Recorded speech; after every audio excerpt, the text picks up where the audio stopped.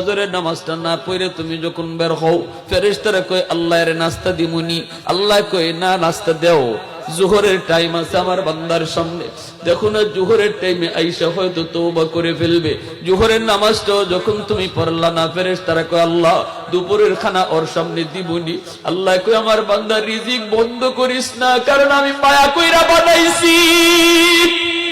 রিজিক বন্ধ করবে না, আসরের টাইম আছে, আল্লাহু আকবার, তার সামনে আসরের নামাজ।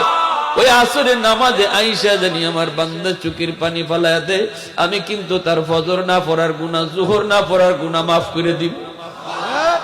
আসরের নামাজটা যখন পড়ে না, তখন ফেরেশতারা কয় আল্লাহ পড়ছে না তো। আল্লাহ কয় সামনে মাগরিবের নামাজ, অপেক্ষা কর মাগরিবের নামাজ আমার বান্দার সামনে।